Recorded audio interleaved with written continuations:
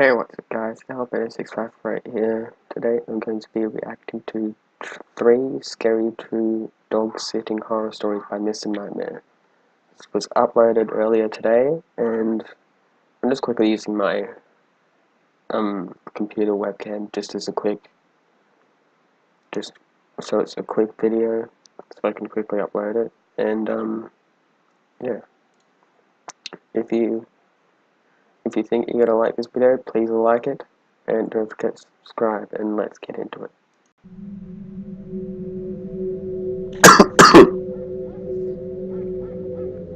That's not too scary.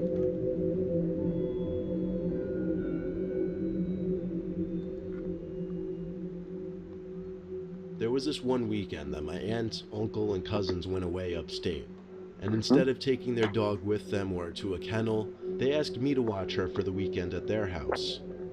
I was excited to do so because not only would they pay me, but they are loaded and their house is full of fun stuff to do. They have a Havanese, which is a tiny dog. Her name is Luna. I didn't mind watching Luna because she was such a calm, low maintenance dog. I just fed her twice a day and let her out back a couple times a day. She always followed me whatever room I was in, so if I was in the giant living room watching TV, she'd be laying on the floor in the center of the room. If I went downstairs to the basement to play video games, she followed and would lay down there. While playing video games in the basement, Luna suddenly lifted her head from the ground and stared in the direction of the boiler room. I had a dog before, and I knew this was something dogs did to any slight sound. But it was still enough of a reason for me to pause the game and feel a little unsettled. I looked in the direction of the boiler room as well. It was silent and dark in there, and there was no chance of me going in there. So I unpaused the game and continued playing, albeit a bit uncomfortable now. I guess my childish fears were getting the better of me. Mm-hmm. She put her head back down for a minute, but then, again, lifted it up and looked towards the boiler room. Deep down I knew it was probably nothing, but I was still a bit too freaked out to continue playing video games comfortably. So I turned everything off and ran up the stairs, shutting the door once Luna came hopping up. They also had another big gaming room on the main floor. It was kind of disconnected from the rest of the house in that you had to go through a narrow hallway to get there. Luna plopped herself down in front of my feet in this little game room. I played more video games for a while until it got late. Then I went down the hall to the room I'd be sleeping in, a guest bedroom that was nicer than my bedroom back at home. I threw on a pair of sweatpants and a white undershirt as pajamas and jumped under the covers, not going to sleep without watching a little TV first. Luna was obviously by the bedside. She was really growing on me, how affectionate yet calm she was. I eventually turned off the TV and went to sleep. My sleep was disturbed by a growling sound. I turned on the bedside lamp and saw Luna laying still on the floor, head down, yet growling at something. I said her name a few times, but she didn't look at me. Then she lifted her head finally to look at the closet door. Her growling grew more intense, and she stood up now, still looking at the closet. She didn't bark though. In fact, I never heard her bark once. I looked at the closet, a sliding wooden door closet. It was open about 3 inches from the left side. Of course, I couldn't really see anything from the inside. I got up from the bed really sneaky-like and tiptoed closer to the closet.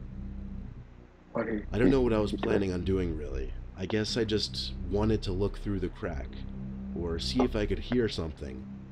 Bad idea. When I got about 5 feet away from the closet door, something that I couldn't see from my bed came into view through the crack of the door. And Whoa. I couldn't see any face or anything, it was too dark. But I knew what I was looking at in that closet was a person's eye, perfectly tucked between the wall and the edge of the door, looking into the room, or now at me. I screamed, but it didn't do much good since I was alone. I took Luna and ran for the front door, grabbing the emergency cell phone on the counter to call 911 during my run away from the house. It was 1 in the morning, so I didn't bother calling my aunt and uncle. The cops did a thorough sweep and found someone in the pantry closet downstairs. I never saw him, though, because another officer was preoccupying me with conversation to calm me down. I was just relieved to go back inside, knowing I was the only one in the house, besides Luna, of course, who just might have saved my life that night.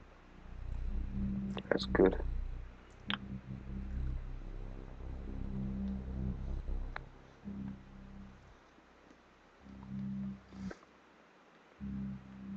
A cold December in Vermont countryside. Home alone for the night, watching my friend's dog Chester, doing him a favor. Even though it was unbearably cold outside, I couldn't let his dog out in the yard. We don't have fences up here, so he could easily run into the woods and get lost. That meant, unfortunately, I had to take him for a walk in the cold. My friend gave me an old, dirty, blue tearing leash to use. Chester seemed excited when I hooked up the leash ring onto his collar ring, and he instantly pulled me towards the front door. I could already tell he'd be a pain in the ass to walk. Stepping out into the cold was a major shock to my body. I just wanted to get through this walk as soon as possible. I ran a little bit with Chester just to warm myself up. He stopped us to sniff one of the countless trees on the side of the dirt road. I thought for Typical. sure he'd do his business, but then he perked up and stared off into the woods. Whoa. Then his deep, loud bark started echoing through the woods as he tugged and tried to pull me into the woods. I tried my hardest to hold him back, but the leash snapped at a weak point, and off Chester went into the woods, disappearing in seconds. His barking faded away into the woods until I couldn't hear it anymore. I chased after him, screaming his name. He probably ran off chasing a deer or small animal or something. With Typical. only the light of my phone, I knew I wouldn't be able to find him. He would have to come back to me on his own. After a while, I stood in place and continuously called Chester's name. I heard footsteps nearby and got excited that Chester must have been coming back.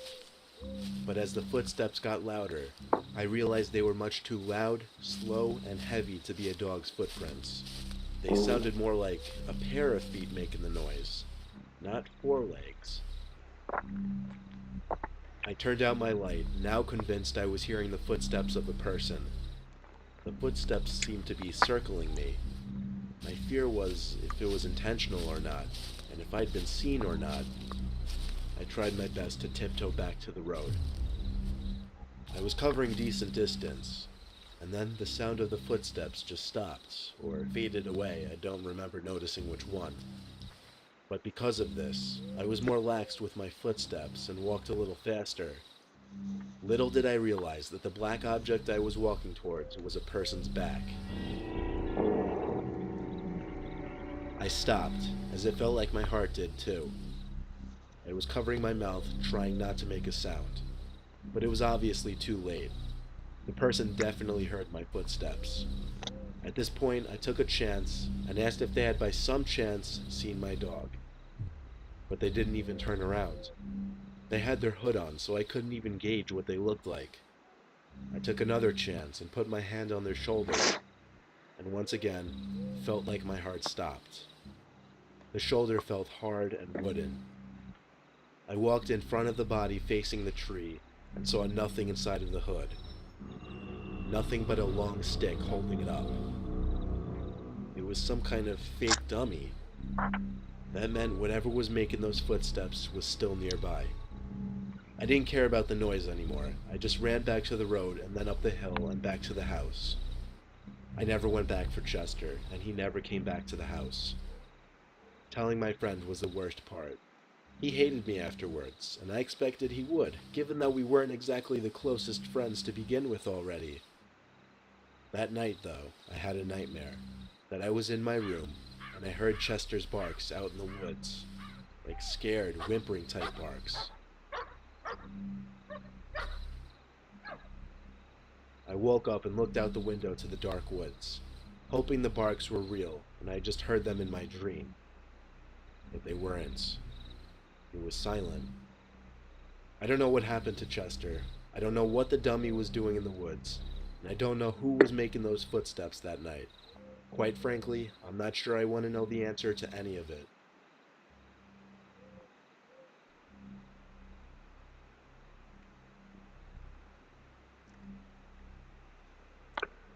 Whew.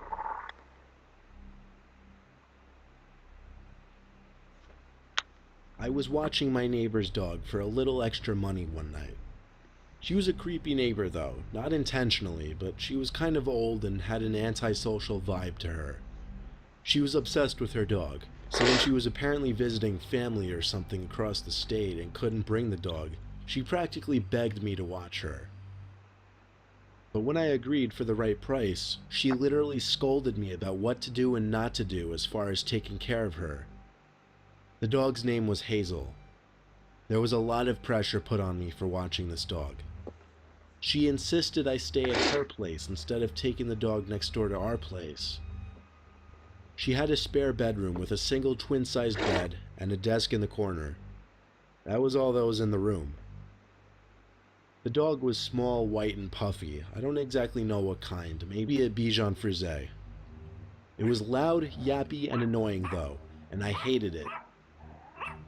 I started watching it around 5, and just played on my phone for hours, only feeding the dog once that night. Thankfully, I'd only be doing this for one night. I brought over my Xbox to play games on her TV, but then I realized the TV was so archaic it didn't even have an HDMI port, so I couldn't even hook it up. So I spent most of the day playing games on my phone and listening to Hazel's yapping at every little thing. I did do a little snooping around, of course. I looked into the woman's bedroom since the door was left open, even though she told me not to go in there. The furniture was all archaic in there as well, and there was a big rectangular rug in the middle of the room, with Indian-looking patterns. When night came, I went to bed as early as possible, like 9 o'clock. I'm sure Hazel was sleeping in the woman's room. I didn't really care. I woke up in the middle of the night to the sound of Hazel's constant barking. I screamed, "Shut up," but the barking seemed kind of muffled in sound, like it was coming from a basement or something.